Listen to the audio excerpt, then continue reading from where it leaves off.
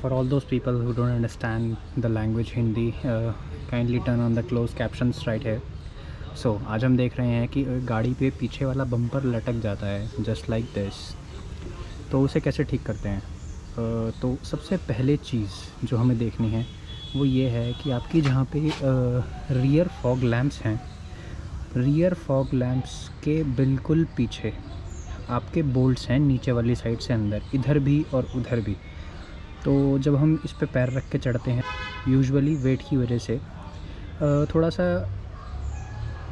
Hang होना start हो जाता है। तो हमें करना क्या है, हमें पहले नीचे जाना है। मैं आपको बोल्ट्स की लोकेशन दिखाता हूँ। मैंने ऑलरेडी बोल्ट्स लूज़ कर लिए हैं और उसके बाद हमें एक्चुअली में क्या करना है आपको दिखा।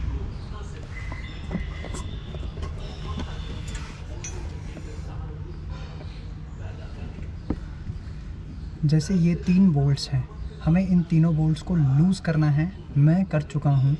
अगर मैं अब आपको बम्पर को थोड़ा सा हिला के दिखाता हूँ तो आप समझ जाएंगे।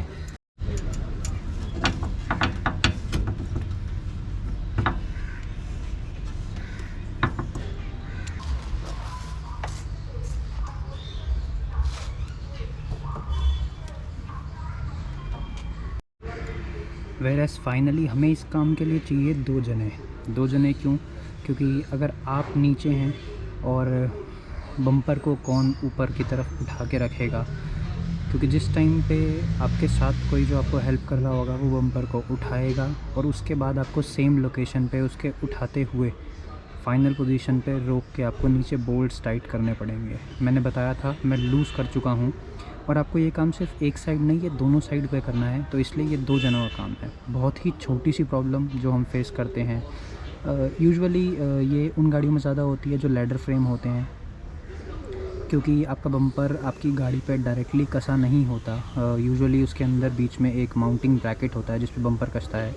एंड सफारी में भी वो सेम माउंटिंग ब्रैकेट है, तो इसकी वजह से ये बम्पर लटकने का इशू आता है।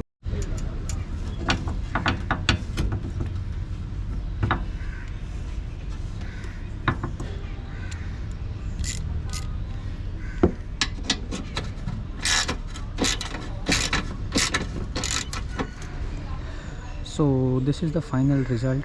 थोड़ा सा गैप रह गया है क्योंकि मैं अकेले काम करता हूँ और इसीलिए मैंने आपको स्टार्टिंग में बोला था कि आपको किसी फ्रेंड की नीड होगी जो आपके लिए बम्पर को उठा के रखे, क्योंकि अगर आप उठाएंगे तो टाइट कैसे करेंगे और दोनों काम एक साथ कैसे करेंगे।